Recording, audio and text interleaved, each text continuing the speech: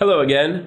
John Kotnorowski here once more in another video for the National University of Science and Technology, NUSTMSIS Academic Writing Center. We began the series with a video that provided a brief introduction to the field of academic writing. In this next video, I will be talking about the importance of cohesion in academic writing. To do this, I will try to answer the following questions.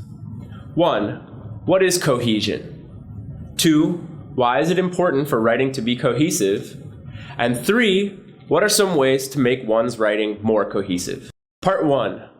What is cohesion? Cohesion refers to the way we use vocabulary and grammatical structures to make connections between the ideas within a text.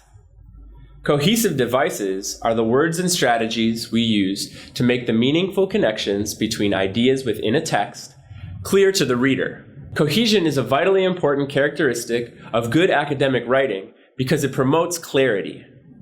The sentences and paragraphs within an academic text should all be related to one another. Since English is a writer-responsible language, it is the job of the writer to make these connections between sentences and paragraphs as clear as possible. One way to do this is through the effective use of cohesive devices. There are many different ways to make your writing more cohesive. Cohesive device number 1, pronouns. One way to promote cohesion in your writing is to use different kinds of pronouns. Pronouns are helpful because they let writers avoid repetition by referring to something that has already been mentioned. For example, my professor's lecture today was quite interesting. It was about the poetry of T.S. Eliot. We can see in this sentence that the pronoun it is used to refer to my professor's lecture in the previous sentence. By referring to the lecture with the pronoun it, the writer creates a connection between the two sentences. Cohesive device number 2, lexical signposts. Another way to make your writing more cohesive is by using words that make specific kinds of connections. I call these words lexical signposts. Just like road signs help control the flow of traffic and make what could be a chaotic situation more manageable, writers can use certain words and phrases to help organize their writing and guide their readers. There are many different categories of lexical signposts. Some of them include words and phrases used to make lists, like first, second, third. There are also words and phrases used to give examples, like for example, for instance, namely, and in other words. There are words and phrases used to generalize, like in general, on the whole, for the most part, and words and phrases used to show a result or a consequence, such as so, therefore, accordingly, consequently, thus, and hence. Finally, we have words and phrases used to summarize, like in conclusion, to conclude, overall, and words and phrases used to express an alternative, like alternatively, on the other hand, rather, and another possibility would be. Using these words and phrases effectively helps the reader better understand the meaning and relationships between information and a text. There are a wide variety of lexical signposts at work in the following paragraph. To begin, writing well is a multi-step process.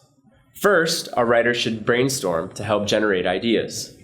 Second, writing an outline is important because it allows the writer to organize his or her thoughts.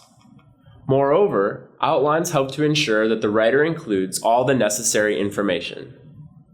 After outlining, the writer should create the first draft of his or her work. Then, he or she should get feedback on the draft from a classmate. Another possibility would be asking a teacher for suggestions for improvement. Finally, after several drafts, the writer will produce a final version for submission. Cohesive device number 3, repeating keywords. Sometimes it is helpful to repeat keywords throughout the course of a paragraph. To do this, you do not have to use the exact same word. Take a look at the following example. Many problems in the economy are impacting the restaurant industry. The factor responsible for most of these negative impacts is the economic recession. Due to weak economic conditions, the U.S. food service industry revenues will only rise 2.5% in 2008 compared to the 4.6% increase in 2007. The National Restaurant Association reports this to be among the poorest sales performances by the domestic restaurant industry in nearly 4 decades. In response to the weak economic conditions, restaurants are increasing prices only enough to offset higher costs rather than to expand profit margins.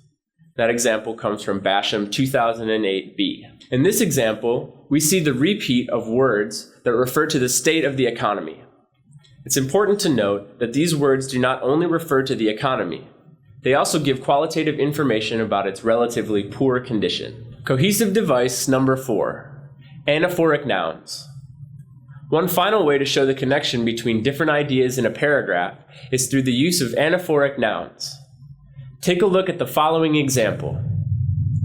Reports of original work became too full of jargon to be understood even by trained scientists who were not working in the particular field. This situation persists today. In this example, the phrase, "this situation," refers to and summarizes the information in the previous sentence. The phrase, "this" or "these," followed by a noun such as claim, example, observation, explanation, or view, is a useful way to highlight the connection between 2 sentences or ideas. Cohesive device number 5, reviewing your work. The final way to make your writing more cohesive is to review it multiple times before you submit it.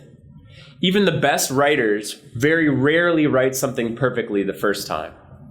The more you review what you've written, the better you will understand the connections between ideas.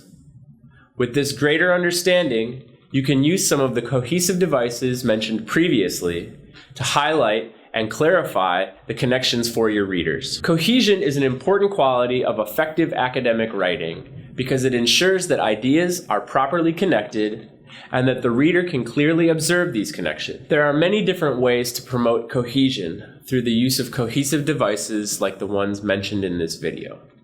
However, this is not an exhaustive list. I encourage you to do a little exploring on your own to try and find some more information about cohesive devices. I hope this video has helped improve your understanding of what people mean when they talk about cohesion in academic writing. If you have any questions, please feel free to bring them to us at the Academic Writing Center. I'm John Kotnerowski. See you next time.